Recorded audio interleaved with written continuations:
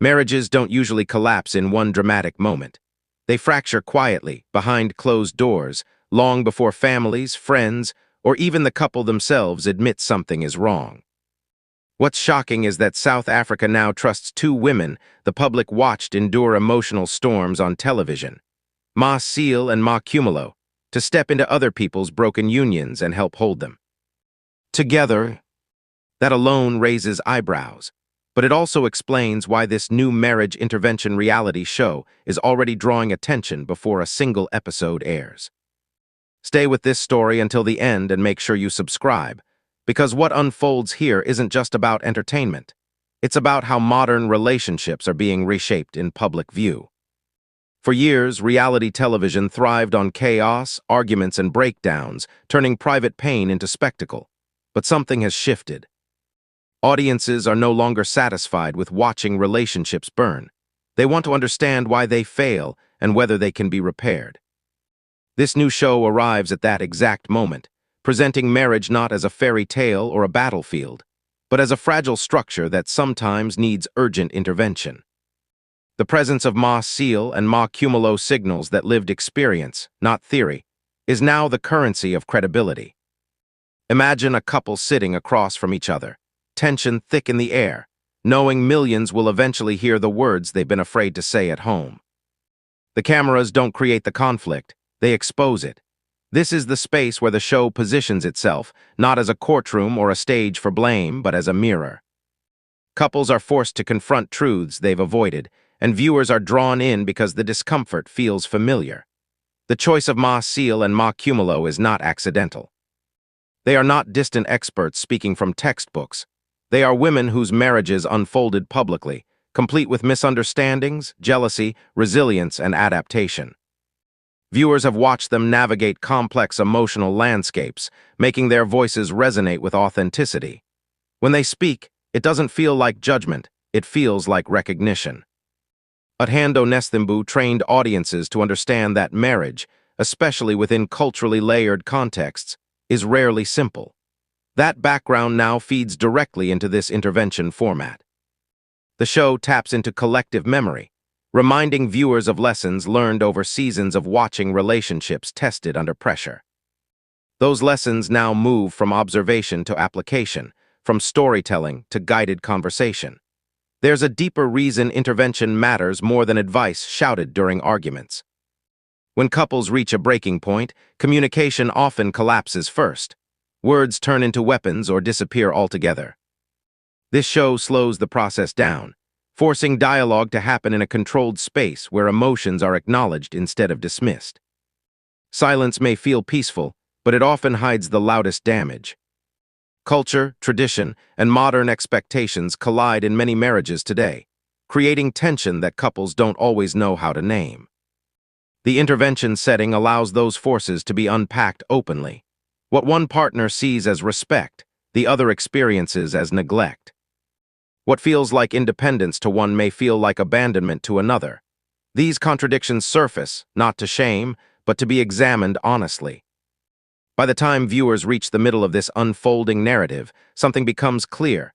This is not a show meant to be watched casually. It invites reflection, conversation, and sometimes uncomfortable self-recognition.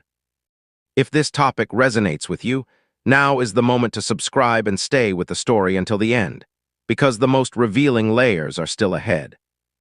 Timing plays a quiet but powerful role in whether marriages survive. Many couples wait too long to seek help, hoping problems will resolve themselves. The show captures couples at different stages, some still hopeful, others visibly exhausted. That contrast alone reveals how delay can deepen wounds and how early intervention can change the trajectory entirely. One of the most striking elements is how emotional labor is distributed. Often, one partner carries the weight of maintaining peace, managing conflict, and holding the relationship together while the other remains unaware. When these dynamics are spoken aloud in front of witnesses, patterns become impossible to ignore. Awareness alone begins to shift behavior. Conflict itself is not the villain in these stories. Avoidance is. The show demonstrates how unresolved issues don't disappear, they harden. Watching couples articulate grievances they've buried for years highlights how honesty, though uncomfortable, is often the first step toward clarity. There's a noticeable difference between conversations held privately and those held with accountability.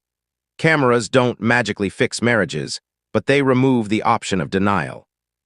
Partners are forced to listen, not interrupt, not retreat. That structure creates moments of unexpected vulnerability that resonate deeply with viewers. Some critics worry about humiliation, assuming public intervention equals public shaming. Yet the format carefully avoids spectacle. The focus remains on understanding, not embarrassment. Pain is acknowledged, not exploited, and dignity is preserved through guided dialogue rather than confrontation. What this show is not becomes just as important as what it is. It is not a courtroom delivering verdicts.